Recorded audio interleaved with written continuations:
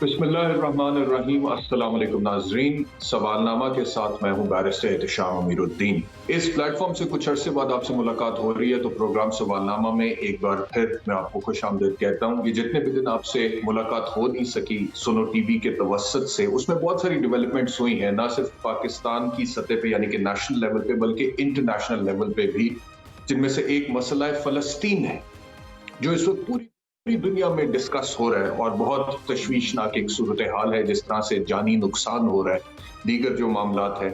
اس سے پہلے کہ میں اس پر آؤں، اس پلیٹ فارم سے ہم نے ہمیشہ سے سوال اٹھائے۔ کچھ سوال ہمارے اسلامی جمہوریہ پاکستان مملکت خداداد کے حوالے سے ہمیشہ سے ہم اٹھاتے ہیں۔ مثال کے طور پر اس ملک کے 24 کروڑ عوام کو جس طرح سے آئین کہتا ہے اس طرح سے ان کے بنیادی حقوق آخر کب ملیں گے؟ مثال کے طور پہ روٹی، کپڑا، مکان، تعلیم، صحت، انصاف کب لوگوں کو ملے گا؟ مثال کے طور پہ عدالتیں ٹھیک طرح سے ایفیشنٹلی جس طرح سے کام کرنے کا حق ہے اس طرح سے کب کام کرے گی؟ مثال کے طور پہ جس معاشی بحران کا شکار اس وقت پاکستان ہے، یہ ٹھیک ہے کہ کچھ پیٹرول کی قیمت میں کمی واقع ہوئی ہے، ڈیزل کی قیمت میں، لیکن ایک ایونٹ سے جو ایک غریب آدمی ہے اور جو مڈل کلاس ہے پاکستان کی، اس کے مسائل حل نہیں ہوتے۔ مثال کے طور پہ بہت سارے ایشوز ہیں، وہ کب حل ہوں گے، کیسے حل ہوں گے، کون حل کرے گا؟ ان سارے سوالوں کا جواب میرے خیال میں چھپا ہوا ہے ہمارے نظام میں۔ جب نظام ایفیشنٹلی کام کرنا شروع ہوگا اور ترجیحات درست ہوگی تو میرے خیال میں پھر مسائل بھی حل ہونا شروع ہو جائیں گے، لیکن جب تک ہم مسائل کی طرف توجہ نہیں دیں گے اور توجہ پاور پالیٹکس کی طرف ہوگی، تب تک سرٹنلی معاملات اس طرح سے درست نہیں ہو سکتے۔ بہرحال میں آتا ہوں مسئلہ فلسطین پہ۔ اس وقت جو فلسطین کی صورتحال ہے، فلسطین پر تقریباً 6,000 بم گرائے جا چکے ہیں، شہداء کی تعداد تقریباً 2800 ہے، زخمی جو لوگ ہیں وہ 9,700 کے قریب ہے، پانی، غذا، ادویات کی قلت ہے، 30,000 مکانات تباہ ہو چکے ہیں، 12 لاکھ لوگ بے گھر ہو چکے ہیں اور 14 ہسپتال ملیامیٹ ہو چکے ہیں۔ اس کے علاوہ غزہ کے جو 20 لاکھ لوگ ہیں ان کو پانی، ان کے حوالے سے جو پانی کی فراہمی چاہیے اس کے ختم ہونے کا شدید خطرہ لاحق ہے۔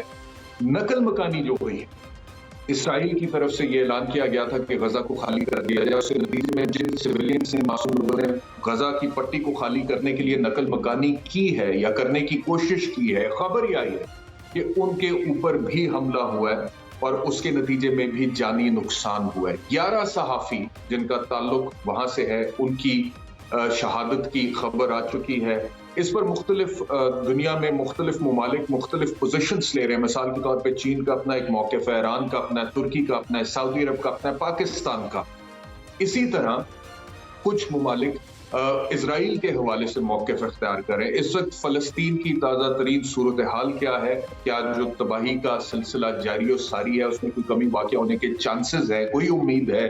کوئی بین الاقوامی سطح پر جو پیس آرگنائزیشنز ہیں، مثال کے طور پہ جن کا کام ہی امن کو فروغ دینا ہے اور جنگوں کو روکنا ہے، اور اگر جنگیں کہیں پر ہو بھی رہی ہیں تو اس حوالے سے انٹرنیشنل لاز کے مطابق ان کو مانیٹر کرنا ہے اور اس کے اوپر ایک پوزیشن لینی ہے اور اس پوزیشن کے مطابق پھر کچھ اقدامات اٹھانے ہیں۔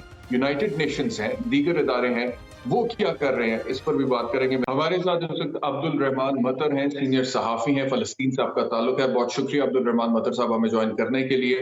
عبد الرحمان صاحب یہ فرمائیے گا، اس وقت تازہ ترین صورتحال غزہ کی کیا ہے؟ جو بمباری کا سلسلہ تھا اور جس طرح سے حملہ ہوا تھا، کیا اس میں کوئی کمی واقع آئی ہے یا وہی صورتحال ہے جس طرح سے پہلے تھی یا پہلے سے بھی زیادہ شدت آ گئی ہے؟ جی بالکل، صورتحال تقریباً وہی، اس میں کوئی اتنا خاص فرق نہیں ہے۔ پچھلے 10 دن سے اور 9 رات سے مسلسل بمباری ہو رہا ہے اور مسلسل اٹیک ہو رہا ہے، اور اسرائیل آرمی بہت بڑا بزدل طریقے سے وہ رہائشی علاقوں کے اوپر بم گرا رہا ہے۔ جیسا ابھی آپ نے بتایا 6,000 سے بھی زیادہ ہو گیا، اور اس میں 4,000 ٹن والا TNT کا جو مواد انہوں نے جو ابھی تک بینک ہے یا زیادہ بھی ہو سکتا، اور معصوم خواتین، بچہ، ان کی بہت بڑا تعداد شہید ہو گیا۔ 2800 جیسے آپ نے بتایا 2810 شہید ہو گیا، 10,800 کا جو زخمی ہیں، اور ابھی تک ایسا بھی لوگ ہیں جو گرے ہوئے والا جو عمارت ہے ان کے ملبے کے نیچے بھی ہے، اس کو ابھی تک نہیں نکال سکا۔ لہٰذا صورتحال تو بہت خراب ہے، لیکن اس کے باوجود جو غزہ کے اندر جو محصور عوام ہے وہ ابھی تک وہ مزاحمت والوں کے ساتھ ہے، اس کو سپورٹ کر رہا ہے، اور کیونکہ جب یہ آپریشن اسٹارٹ ہوا تو عوام کی سپورٹ بغیر تو اسی طرح حماس اسٹارٹ نہیں کر سکتا تھا. حماس کا بہت بڑا پبلک سپورٹ ہے غزہ کے اندر ہے، اور اس پبلک سپورٹ کی وجہ سے انہوں نے یہ والا جو آپریشن لانچ کر سکا انیشیلی ہے، اور ابھی تک جو اس کو پبلک سپورٹ مل رہا ہے وہ اس کو تقویت دے رہا ہے. لہٰذا میرا خیال یہ والا جو آپریشن جاری رہے گا، کیونکہ دونوں سائڈ میں اسی طرح بات کیا گیا. اسرائیل نے کہا بھائی ہم جب تک حماس کو بالکل ختم نہ کرے ہم نے یہ آپریشن نہیں روکنا. میں حماس آلریڈی انہوں نے کہا بھائی جب تک یہ ہمارا مقصد پورا نہیں ہوگا اس آپریشن سے، اور ہمارا جو پبلک سپورٹ جو اس کو مل رہا ہے، جب تک یہ مقصد پورا نہیں ہوگا انہوں نے سیز فائر نہیں کرے گا، انہوں نے جنگ بندی نہیں کرے گا. صحیح ہے. جب عبد الرحمان صاحب آپ یہ کہتے ہیں کہ حماس کی بہت زیادہ پبلک سپورٹ ہے غزہ میں، تو سوال یہ پیدا ہوتا ہے کہ مثال کے طور پہ کچھ ممالک دنیا میں ایسے ہیں جو اسرائیل کو سپورٹ کرتے ہیں، اور وہ کہتے ہیں کہ اسرائیل نے یہ جو حماس کی طرف سے حملہ ہوا تھا اپنے دفاع میں اب اس کا جواب دے رہا ہے وہ. تو ان لوگوں کے سامنے اکثر یہ دلیل رکھی جاتی ہے کہ حماس اگر کوئی کاروائی کر رہی ہے تو اس کا یہ مطلب نہیں ہے کہ اس کاروائی سے غزہ میں بسنے والے 22 لاکھ یا جتنے بھی لوگ ہیں ان ساروں کا تعلق ہے، وہ لاکھوں لوگوں کا اس سے تعلق نہیں ہے. تو اس وجہ سے اسرائیل کو ڈیفرینشیٹ کرنا چاہیے حماس میں اور غزہ کے سویلینز میں جو وہاں پر رہتے ہیں، جن کے حوالے سے اسرائیل نے کہا کہ آپ نقل مکانی کر جائیں نکل جائیں. لیکن جب آپ یہ کہتے ہیں کہ حماس کی بڑی سپورٹ ہے پبلک میں، تو کیا وہ ڈیفرینسیشن تھوڑی مشکل ہو جاتی ہے؟ رسر صاحب ہمیں ایک چیز کو پتا ہونا چاہیے، جو فلسطین والا جو ایشو ہے جو پچھلا 75 سال سے اسٹارٹ ہوا 1948 میں، یہ حق اور باطل والا ایشو ہے، سچ اور جھوٹ والا ایشو ہے. اور یہ بہادری والا جو فلسطینی جو فدائی حملہ جو فریڈم فائٹر جو انہوں نے لانچ کیا گیا یہ والا آپریشن ہے، بہت بڑا بہادری کے ساتھ. اس کی جواب میں بہت بڑا بزدل طریقے سے یہ امریکن ایئر کرافٹ سے بمباری کر رہا ہے رہائشی علاقے کے اوپر ہے. ہمیں ایک چیز کو پتا ہونا چاہیے، غزہ کے اندر ہیں 23 لاکھ جو عوام ہے، وہ تو زیادہ میجورٹی ہے ان لوگوں کا وہ ریفیوجیز کیمپس میں ہے. یہ لوگ پچھلے 75 سال سے ریفیوجیز کیمپس میں ہیں، ان کی 4th جنریشن ریفیوجیز کیمپس میں ہے. تو لوگ کا فرسٹریشن قریب بہت ہی زیادہ، کیونکہ جو پولیٹیکل سولوشنز کے بارے میں بات ہو رہا تھا پچھلے 75 سال سے، اور جو پیس ایگریمنٹ جو بھی سائن ہوا گیا، جو اس کو کبھی اسرائیل امپلیمنٹ نہیں کیا گیا، یونائٹڈ نیشنز کی طرف سے جتنا قرارداد ہو گیا 82 قرارداد فلسطینیوں کے حق میں ہے، ایک امپلیمنٹ نہیں ہوا. تو پھر بات کیا ہے؟ جب ساری دنیا سپورٹ کر رہا ہے اور ان لوگوں کے پاس بہت ہی کم محدود ریسورسز کے اویلیبل ہیں، تو کیا کر سکتا؟ کب تک یہ لوگ برداشت کریں؟ حقیقتاً انہوں نے جب یہ آپریشن اسٹارٹ کیا انہوں نے بہت بڑا کلیئر کٹ کہا، ہم مسجد اقصی جو یہودی لوگ روزانہ اس کو توہین کر رہا اس کو روکنا چاہیے. 6,000 قیدی جو اسرائیلی کی جیلوں کے اندر ہیں اس کو رہا کرنا پڑے گا. اور اس طرح جو مقصد ہے ان آپریشن کا، فلسطین کا جو مبارک زمین ہے جو یہودیوں کے قبضہ میں ہے پچھلے 75 سال سے، اس کو آزاد کرنا. تو لہٰذا ان تینوں مقاصد کے ساتھ ہے نا، وہ بہت بڑا، جیسا میں نے آپ کو کہا، پبلک سپورٹ پہ ہیں، کیونکہ یہ عوام کی خواہش میں ریفلیکٹ کر رہا ہے. لہٰذا حماس دو سوال ہے، میں کوئکلی آپ سے کرتا ہوں. آپ بالکل صحیح کہہ رہے ہیں کہ ایک تاریخ ہے، ایک پس منظر ہے، جو کچھ فلسطین کے ساتھ ہوا ہے پچھلی بہت ساری دہائیوں سے، اس کی کوئی جسٹیفیکیشن نہیں ہے. لیکن یہ جو اسرائیل کی طرف سے حماس کے حملوں کے حوالے سے پوری دنیا کو بتایا گیا کہ جی اسرائیلی سویلینز جو تھے ان کو ٹارگٹ کیا گیا ہے، اس کے اوپر فلسطینی لوگوں کی کیا رائے ہے؟ مثال کے طور پہ وہ بھی کہتے ہیں کہ خواتین کو اور بچوں کو ٹارگٹ کیا گیا. ایک تو یہ سوال، اور دوسرا یہ کہ مسلم دنیا یا دیگر ممالک مثال کے طور پہ چین، وہ بھی ایک پوزیشن لیتا ہے فلسطین کے حوالے سے. اور پھر مسلم دنیا میں ایرانی وزیر خارجہ کے حوالے سے ہم نے دیکھا کہ انہوں نے ملاقات کی ہے حماس کے پولیٹیکل ونگ کے ہیڈ سے. سعودی عرب نے جو مذاکرات ہو رہے تھے فلسطین کے ساتھ ان کو وقتی طور پر معطل کیا ہے. ترکی کی اپنی ایک پوزیشن ہے، پاکستان کی اپنی ایک پوزیشن ہے. تو آپ کو لگتا ہے کہ مسلم دنیا اس حوالے سے کوئی ایسی آواز اٹھائے پائے گی جو دنیا سنے گی؟ اچھا، ریگارڈنگ یور فرسٹ کوشچن، یہ جو انہوں نے کہا سویلینز کو اٹیک کیا گیا، ہمیں ایک چیز کو پتہ ہونا چاہیے، اور یہ ایک حقیقت ہے، یہ میری دعویٰ نہیں ہے، یہ ایک حقیقت ہے. جب حماس نے یہ آپریشن لانچ کیا گیا وہ سیٹلمنٹ کے اندر لانچ کیا گیا، اور سیٹلمنٹ کا بستی اس کو اٹیک کیا گیا، اور جو اس کے اندر ہے نا وہ سویلینز نہیں ہیں، یہ سیٹلرز ہیں، یہ پرانا سیٹلرز ہیں، یہ جو اسرائیل اور اس کے بیچ امریکہ، فرانس، یورپ جو اس کو بیچ دے رہا ہے، تم یہودی ہو، تم ادھر جاؤ، تم رہو، یہ انہوں نے اس کو اٹیک کیا گیا. اور آپ کو بھی معلوم ہونا چاہیے، ناظرین کو بھی پتہ ہونا چاہیے، سب عام لوگ ہیں، ان میں کوئی ایسا سویلین نہیں ہے. ہاں، ایک دو کیس میں جو خواتین اور بچہ، انہوں نے ویڈیوز باقاعدہ ویڈیوز ریکارڈ کیا گیا حماس. ہم خواتین اور بچے کے اوپر ہاتھ نہیں کر رہا. اور جو اسرائیل نے پروپیگنڈا لانچ کیا گیا اس ایشو کے بارے میں، اور جو انہوں نے جھوٹ بولا، امریکہ جب انہوں نے مانا، دوسرا وائٹ ہاؤس میں تردید کیا گیا، اور انہوں نے کہا نہیں اس طرح نہیں ہوا، انہوں نے بچے اور خواتین کے ساتھ کوئی ایسا زیادتی نہیں ہوا، کیونکہ حماس لوگ نے کہا یہ تو ہمارا اسلامی والا فرض ہے، لہٰذا ہم نے اس کو یہ جو ایک دو تین کیسز ہے نا جو خواتین اور ان کو انہوں نے ہاتھ لگائے نہیں ہے، اور یہ ویڈیوز موجود ہیں. ٹھیک ہے جی، بہت بہت شکریہ عبدالرحمان مطر صاحب میں جوائن کرنے کے لیے. وقت ہو گیا، بریک کے بعد واپس آئیں گے تو محمد مالک ہمارے ساتھ ہوں گے، ان سے پاکستان کی سیاست کے حوالے سے گفتگو کریں گے after the break. Welcome back to Sawal Nama. میرے ساتھ محمد مالک صاحب ہیں، سینئر تجزیہ نگار ہیں، صحافی ہیں. امتیاز صدیقی صاحب ہیں، advocate supreme court of Pakistan ہیں. آپ دونوں کا بہت بہت شکریہ. مالک صاحب، آپ سے گفتگو کا آغاز کرتا ہوں. یہ فرمائیے گا کہ آج کی جو لیٹسٹ ڈیولپمنٹ ہے، فاروق حبیب نے بڑی ایک پریس کانفرنس کی اور استحکام پاکستان پارٹی جوائن کرنے کا اعلان کیا. میں نے تو جتنا وہ دیکھا، مجھے لگتا ہے کہ فاروق حبیب کا کیس جو ہے وہ ڈیفرنٹ ہے عثمان ڈار یا صداقت عباسی سے، اس سے پہلے وہ بھی کر چکے ہوئے. تو یہ وہ لوگ ہیں جو بڑے مضبوطی کے ساتھ پی ٹی آئی کے ساتھ کھڑے تھے، اور ابھی صورتحال آپ کے سامنے ہے. تو آپ کو یہ ساری سچویشن میں عمران خان صاحب کا مستقبل کیا نظر آتا؟ نہیں، بلکہ فاروق کا تو بڑا انٹرسٹنگ اس لیے بھی ہے کیونکہ آپ کو یاد ہے جب عثمان ڈار نے انٹرویو دیا تھا اپنا، تو انہوں نے اس میں کہا کہ فاروق حبیب اور 3-4 لوگوں کا نام لیا، اعظم سواتی صاحب کا، حماد اظہر کا، کہ یہ وہ لوگ تھے جو تشدد کی بات کرتے تھے، کہ جی پیتھ آف تشدد والا یہ زیادہ عمران خان کو کہتے تھے. تو اس کا انٹرسٹنگ ہے. لیکن دیکھیے یہ کوئی نئی چیز نہیں ہے.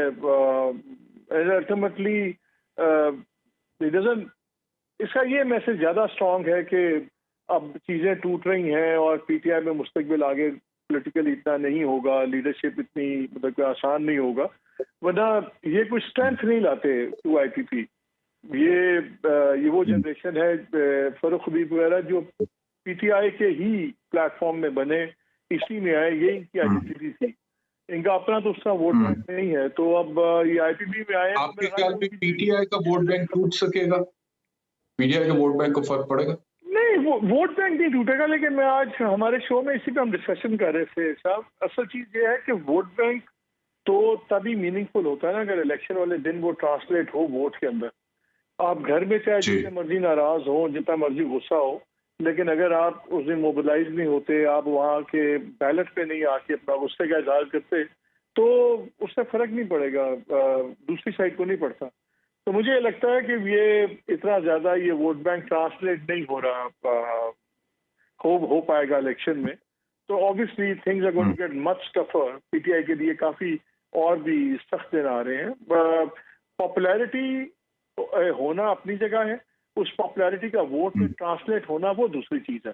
اور الیکشن میں تو آپ کو پتہ ہے اب جتنے مرضی پاپولر ہوں، بہت سے لوگ جن کو مصیبتیں نہیں بھی پڑی ہوتی، وہ الیکشن والے دن صرف اپنی اس دن کی جو میکینکس میں اگر اچھے نہ ہوں تو وہ جیتا ہوا الیکشن ہار دیتے ہیں، جسٹ بیکاز وہ موبلائز نہیں کر سکتے، وہ نہیں کر سکتے. پوری ایک سائنس ہے الیکشن ڈے کی، پوری سائنس ہے جس میں پیپلز پارٹی PMLN بڑی ایکسپیرینس ہے، بہت ایکسپیرینس ہے. سو اگر آپ کے پاس وہ فرسٹ رینک لیڈرشپ بھی نہ ہو، پارٹی اسٹرکچر بھی نہ ہو، اور اگر اب جو نئے کینڈیڈیٹس بنیں گے ان میں سے بہت سارے فرسٹ ٹائمر بھی ہوں گے جن کو ایکسپیرینس بھی نہیں ہوگا، اور پھر دوسری بھی آپ کے خلاف ایڈمنسٹریشن بھی آپ کے حق میں نہ ہو، تو اسٹیک کارڈ بہت سے زیادہ ہی کچھ آپ کے خلاف اسٹیک ہو جاتے ہیں. سو آئی تھنک یہ ایک مالک صاحب آپ نے کہا کہ ووٹ بینک کو اتنا فرق نہیں پڑے گا، لیکن وہ الیکشن کے دن ٹرانسلیٹ ہوتا نہیں ہوتا وہ ایک علیحدہ سوال ہے. لیکن اگر ووٹ بینک کو فرق نہیں پڑے گا تو کیا سوال یہ پیدا ہوتا ہے کہ میاں نواز شریف واپسی کا اعلان کر چکے ہیں، امید پاکستان کے نام سے جہاز کا ذکر ہوا ہے جی کہ اس پہ وہ واپس آئیں گے. میاں نواز شریف کے ووٹ بینک میں کوئی اضافہ ہوتے ہوئے آپ دیکھ رہے ہیں؟ یہ تقریباً 4 سال کی خود ساختہ جلا وطنی کے بعد وہ پاکستان واپس آ رہے ہیں. آپ کو لگتا ہے کہ لوگ ان کی واپسی کو امید پاکستان ہی سمجھ رہے ہیں یا میاں نواز شریف کو مایوسی ہونے والی ہے واپس آ؟ اچھا میرے خیال میں تو اب دیکھیے سوئنگ ووٹ تو پاکستان میں نہ ہونے کے برابر، اتنی زیادہ پولرائزیشن ہے. جو پیپلز پارٹی والا ہے، چاہے سرے پیلس کا اسکینڈل نکلے، اس نے پیپلز پارٹی کو ووٹ دینا. جو PMLN والا ہے، چاہے ایون فیلڈ نکلے، اس نے PMLN کو ووٹ دینا. ادھر چاہے فرا گوگی نکلے جو PTI والا ہے، اس نے عمران خان کو ووٹ دینا. اسی طرح مولانا صاحب کا ووٹ بینک ہے، ہر ایک کا اپنا ووٹ. یہاں پہ سوئنگ ووٹ کوئی نہیں ہے. میاں صاحب کو فرینکلی کوئی ایکسٹرا ووٹ نہیں چاہیے، ان کو تو بس یہ چاہیے ان کے اپنے لوگ آگے ووٹ کر دیں. لیٹس سے اگر 100 ووٹ میرا ہے اور اسلام اگر آپ کے پاس 200 ووٹ بھی ہے، لیکن میرا 100 ووٹ آ جاتا ہے اور آپ کا 50 ووٹ پہنچتا ہے تو میں تو جیت گیا ہوں نا. So he just needs his vote. ان کے اپنے ووٹ ان کو پڑ جائیں گے تو وہ ان کے لیے کافی ہے. اور سوئنگ ووٹ آپ مجھے بتائیں، آپ کے خیال میں سوئنگ ووٹ کتنا ہے؟ ہارڈلی کوئی سوئنگ ووٹ ہے، ہارڈلی پرسنٹیج ہے. ریلیجس جماعتوں کے جو ووٹ ہیں وہ ان کے اپنے ووٹ ہیں، وہ کبھی دائیں بائیں نہیں ہوتے. جماعت اسلامی والا جماعت اسلامی والا. آپ نے کبھی پیپلز پارٹی والے کو ووٹ دیتے دیکھا PMLN کو؟ چاہے لیڈرشپ بدل جائے، چاہے جو مرضی بدل جائے، ہم لوگ بڑے دھڑے بندیوں والے لوگ ہیں یہاں پہ. اس لیے نہ کوئی PTI کا ووٹ توڑ سکتا ہے اور نہ ہی PTI دوسرے کا ووٹ توڑ پائے گی. PTI کو ایک ایڈوانٹیج نہیں، لیکن ضمنی انتخابات میں مالک صاحب، ضمنی انتخابات میں نتائج ذرا مختلف تھے. لاہور کو پاکستان مسلم لیگ نواز کا گڑھ ہمیشہ سے سمجھا جاتا رہا، لیکن ہم نے دیکھا ہے کہ پنجاب میں، لاہور میں PTI نے PMLN کا ووٹ توڑا پیچھے جو انتخابات گزرے. نہیں دیکھیں جب عمران خان صاحب تھے اور ان کی گورنمنٹ تھی تو جو آخری دنوں میں ان کے جتنے بائی پولز ہوئے وہ سارے بائی پولز گورنمنٹ ہاری. خان صاحب کی گورنمنٹ ہاری، PTI ہاری وہ بائی پولز. دیکھیں گورنمنٹ کے خلاف ووٹ ڈالنا اور ایک پارٹی کا ووٹ بینک میں بڑا فرق ہے. اس لیے جب یہ PDM والے 16 مہینے کی گورنمنٹ ہی تھی نا تو بڑے لوگوں کو غصہ تھا. میں آپ سے وہی بات میری بیچ پہ رہ گئی.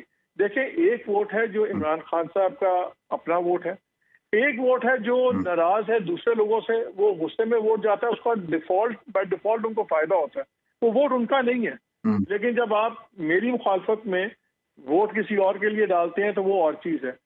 لیکن آپشن تو ہونا، اگر آپ کا آپشن. اچھا مالک صاحب یہ فرمائیے گا آپ کا سیاسی تجزیہ کیا کہتا ہے کہ میاں صاحب آپ جو پاکستان واپس آ رہے ہیں تو رسک زیرو ہو چکا ہے، معاملہ طے ہو چکے ہیں، یا میاں صاحب جیل بھی جا سکتے ہیں؟ آپ کے خیال سیاسی طور پہ تجزیہ کیا کہتا ہے؟ دیکھیں اگر کچھ دنوں کے لیے چلے بھی جائیں گے تو کون سا فرق پڑے گا. دیکھیں آپ کو یاد ہے جو کیس تھا ایون فیلڈ کا، اس پہ ان کو ایک بیل مل گئی تھی، پھر وہ جب نہیں آئے تو وہ پھر بیل بیکاز آف ہز بینگ ایبسکانڈنگ وہ کینسل ہو گئی.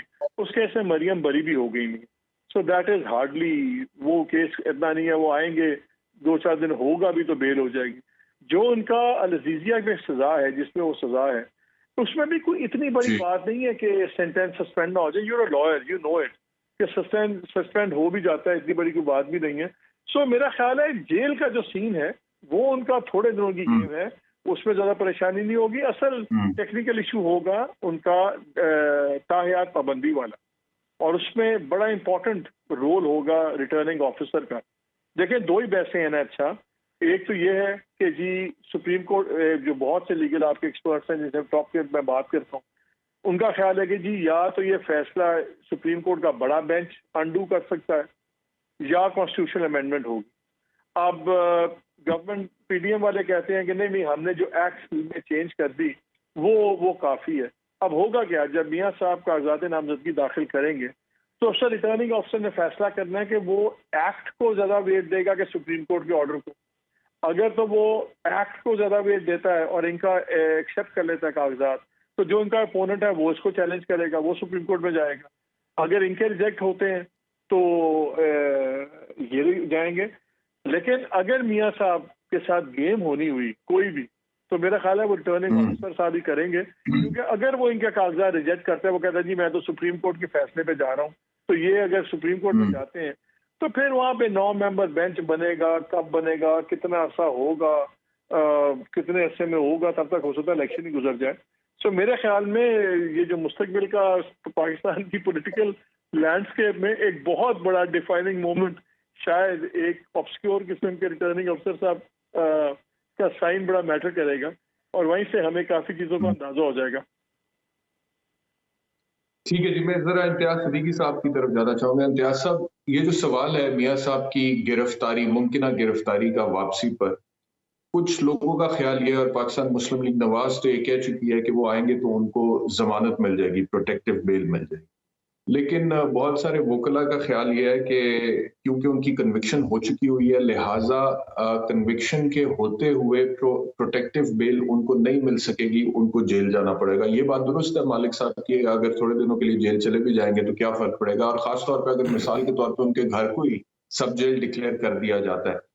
ایز اے لیگل ایکسپرٹ آپ کی کیا رائے ہے کہ پروٹیکٹیو بیل مل جائے گی آتے ساتھ، ممکن ہے لیگلی؟ کیونکہ صدر سپریم کورٹ بار ایسوسی ایشن میرے شو میں آئے تھے اور انہوں نے کہا تھا کہ ان کی رائے میں یہ پاسبل ہی نہیں ہے اور میاں نواز شریف کی گرفتاری ایئرپورٹ سے ہوگی. آپ کو کیا لگتا ہے؟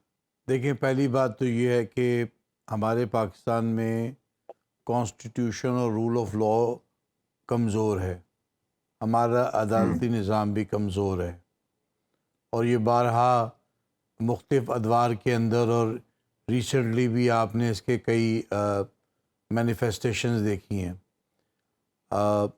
اس معاملے کے اوپر جو سینئر موسٹ وکلا ہیں انکلوڈنگ اعتزاز صاحب، ان کا کہنا یہ ہے، اور میں اس سے اتفاق کرتا ہوں، کہ نواز شریف صاحب کی کنوکشن ہے اور وہ کنوکشن کے ہوتے ہوئے ملک سے باہر گئے ہیں on the basis of a security indemnity bond, اور اس کے بعد وہ وہاں پہ ایبسکونڈ ہوئے ہیں، اور ان کا پاکستان میں آگے پروٹیکٹیو بیل لینا ایک امپاسبلٹی ہے انلیس وہ اپنے آپ کو سرنڈر کریں.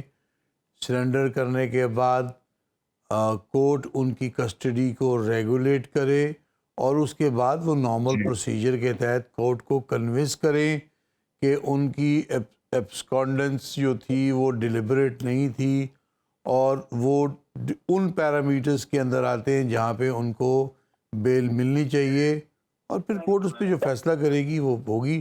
لیکن ایز آف رائٹ نہیں ان کے پاس right to obtain a bail and that too protective bail. بالکل صحیح ہے. جو پریکٹس اینڈ پروسیجر ایکٹ کی پروسیڈنگز چل رہی تھیں وہ لائیو ٹیلی کاسٹ ہو رہی تھیں میڈیا پہ، اور تقریباً پورا پاکستان ہی اس کو دیکھ رہا تھا. اور جب وہ چل رہی تھیں تو مجھے بہت سارے لوگوں نے رابطہ کر کے یہ کہا کہ یار یہاں پہ تو ہم دیکھ رہے ہیں کہ ججز ہی بات کر رہے ہیں، اور ایک عجیب و غریب سی سچویشن بھی تھی. مجھے لگا کہ جو اختلاف ہے ججز میں قانونی طور پہ، نظریاتی طور پہ، اس کا اظہار وہ ڈائریکٹ ایک دوسرے سے تو نہیں کر سکتے تھے، لیکن جو وکلا سامنے کھڑے ہوتے تھے ان کو ایڈریس کر کے ایک دوسرے کی بات کا جواب دیتے تھے. کچھ لوگوں نے یہ بھی کہا کہ ایک ویل آف رسپیکٹ جو تھا سپریم کورٹ کا، کہ پتہ نہیں کس طرح سے سپریم کورٹ میں پروسیڈنگز چلتی ہیں، وہ بھی تھوڑا کمپرومائز ہوا ہے جب چیف جسٹس جو ہے ان کے مابین اور جسٹس منیب اختر کے مابین ایک آرگیومنٹ ہوا ہے اور دیکھا ہے. وکلا کو بولنے کا کم ہی موقع ملا، لیکن ہم نے دیکھا آپ نے باقاعدہ طور پہ بڑے مناسب طریقے سے، قانونی طریقے سے، اخلاقی طریقے سے چیف جسٹس قاضی فائز عیسیٰ کے سامنے احتجاج کیا تھا کہ آپ کو صحیح طرح سے سنا نہیں گیا، یا اس سے پہلے خواجہ طارق رحیم صاحب کو نہیں سنا گیا اور ان کو یہ شکایت ہے. تو اس کے بعد کوئی موقع ملا تھا آپ کو دوبارہ کہ آپ دوبارہ اپنے دلائل پیش کر سکیں، اور جو فیصلہ آیا ہے اس سے آپ مطمئن ہیں کہ نہیں؟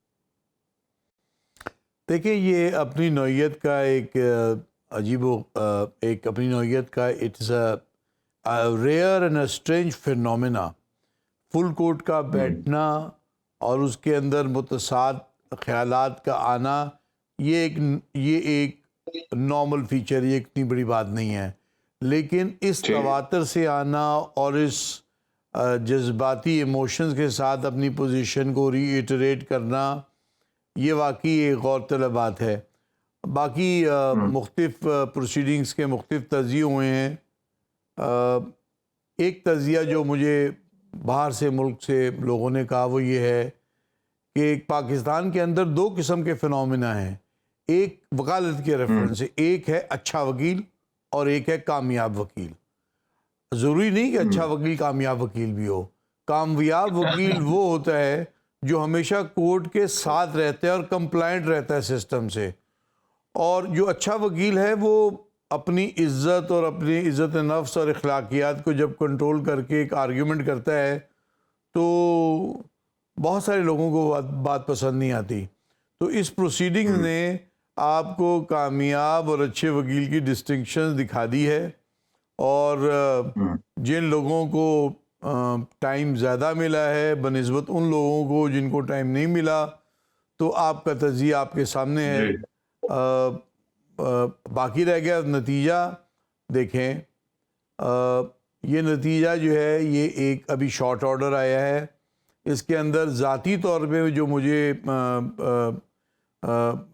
ایک بات جو پریشان کن لگی وہ یہ ہے کہ یہ پٹیشنز ڈسمس نہیں ہیں جیسے پیراگراف 1 میں لکھا ہوا ہے. یہ پٹیشنز پارشلی الاؤڈ ہیں. کچھ استداد ہماری نہیں مانی گئی اور کچھ جو بات تھی اس کے اوپر کورٹ نے ہماری بات مانی ہے.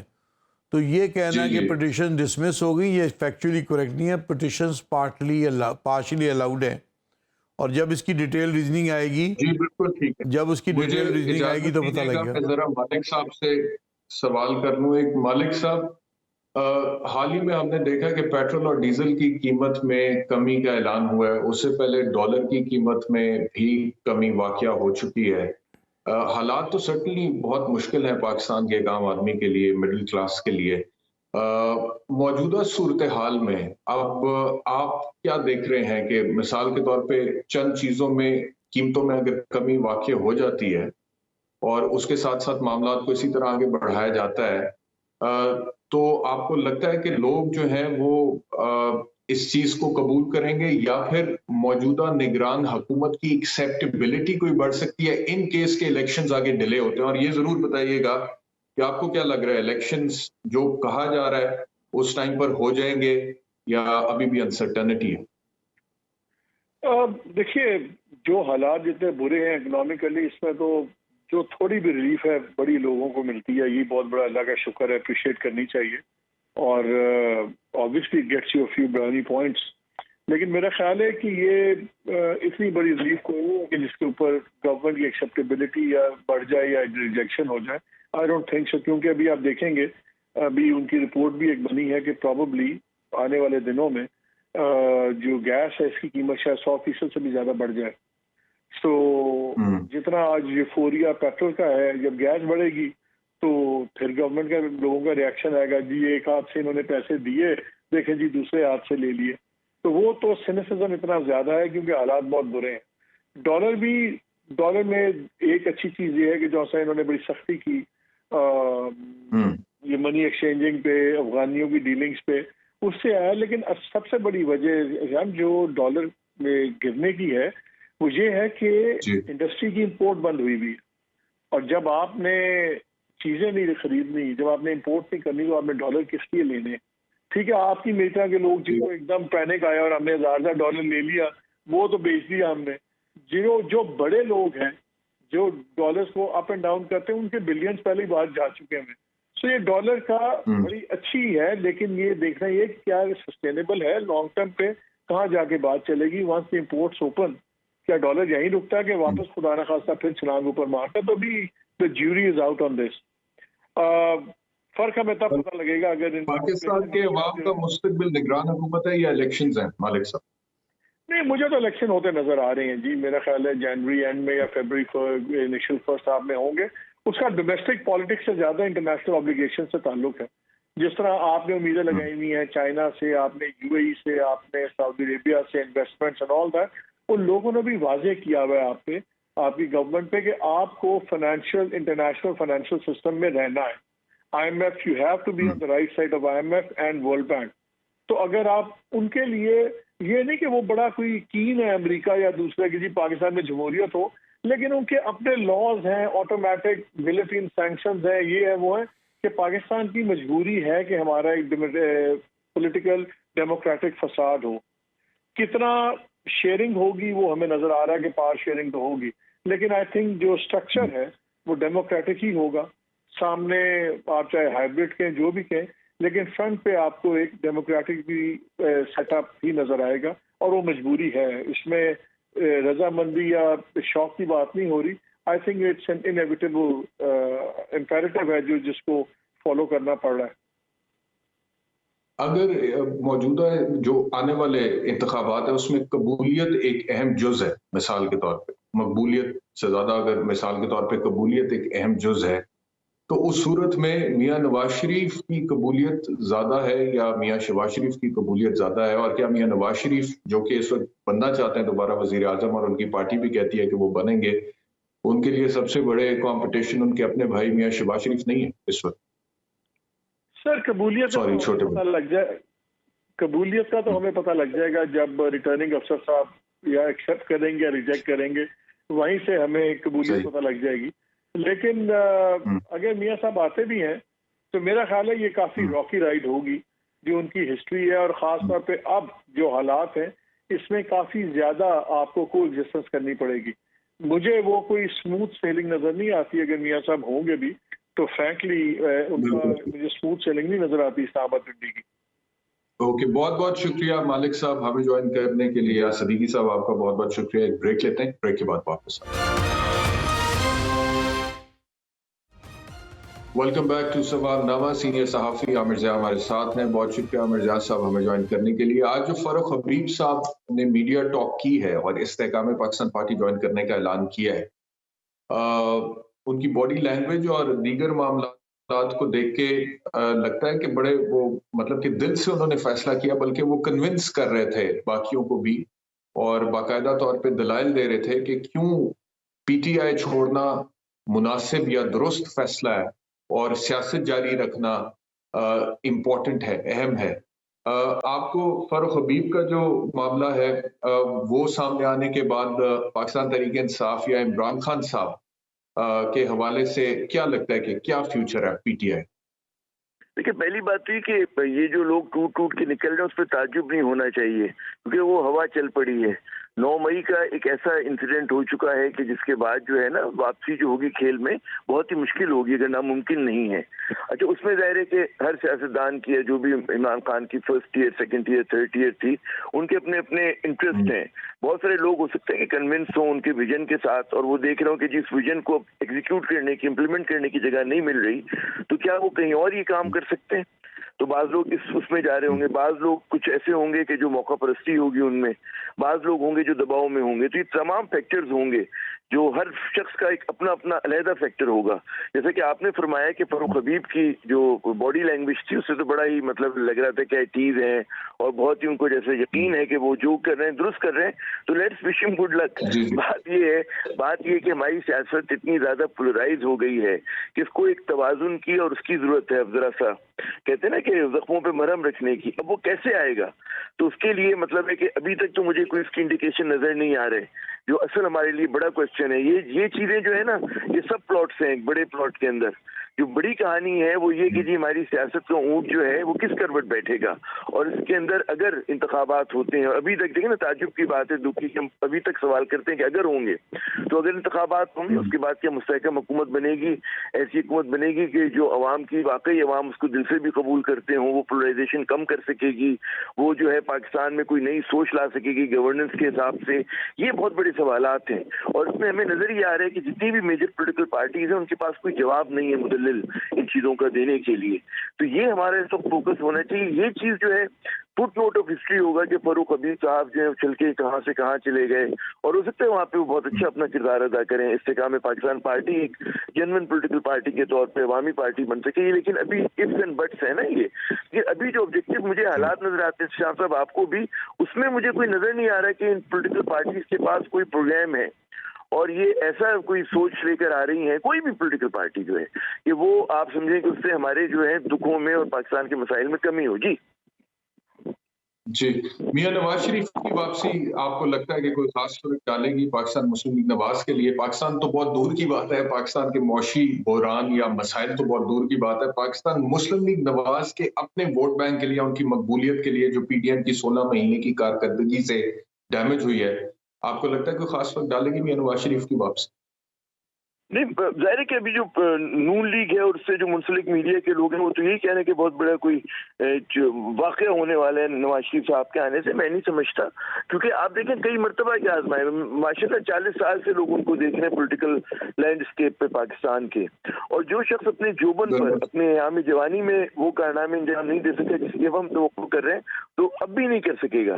کیونکہ ایک تو دیکھیں نا ان کے اوپر اپنا ماضی کا بوجھ بہت ہے، پھر وہ اپنے پرائم وقت ختم ہو گیا پروگرام کا. آئی ول ہیو ٹو انشاءاللہ دوبارہ آپ سے ملاقات کریں گے. بہت بہت شکریہ آپ لوگوں کا پروگرام دیکھنے کے لیے. اپنا خیال رکھیں. اللہ حافظ.